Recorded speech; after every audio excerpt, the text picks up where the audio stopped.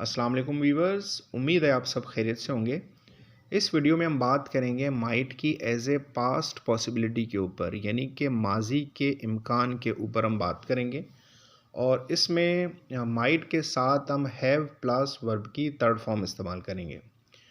और ये हम कब इस्तेमाल करते हैं, यानी जब माजी में किसी काम के बारे में हमें शक या इम्कान ज़ाहिर करना हो, यानी वो काम हो भी सकता था या ना भी हुआ हो, तो हम वहाँ पर माइट के साथ हैव प्लस वर्ब की थर्ड फॉर्म लगाकर उसका इजहार करेंगे। आइए इसके 10 एग्जाम्पल सेंटेंसेस को देखते हैं। फर्स्ट सेंटेंस है इसका, he might have miss the bus, शायद वो बस मिस कर गया हो।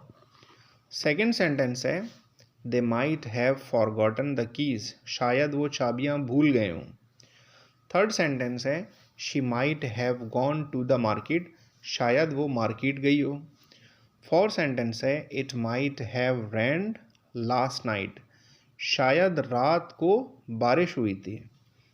फिफ्थ सेंटेंस है, I might have left my bag in the class, शायद मैंने अपना जो बैग है वो क्लास में छोड़ दिया हो। सिक्स सेंटेंस है, he might have made a mistake, शायद उससे कोई गलती हो गई हो। सेवेंथ सेंटेंस है, we might have met before, शायद हम पहले मिल चुके हों। एट सेंटेंस है, the teacher might have check the papers, शायद टीचर ने पेपर चेक कर लिए हों। नाइन्थ सेंटेंस है, you might have heard this news, शायद तुमने ये खबर सुनी हो।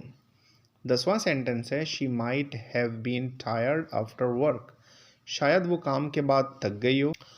तो व्यूअर्स, इन 10 एग्जाम्पल सेंटेंसेस से हमने ये सीखा कि माइट हैव के साथ वर्ब की थर्ड फॉर्म लगाकर इसको कहाँ और कैसे इस्तेमाल करना है। याद रखें, अगर आपको माजी में किसी काम के होने या ना होने का यकीन ना हो तो माइट हैव एक बेहतरीन इंतखाब है। उम्मीद करता हूँ ये सेंटेंसेस आपकी समझ में आ गए होंगे, आपका कॉन्सेप्ट क्लियर हो गया होगा। अगर आपको वीडियो पसंद आई हो तो वीडियो को लाइक करें, चैनल को सब्सक्राइब करें। मिलते हैं अगली वीडियोस में, तब तक के लिए अल्लाह हाफिज़।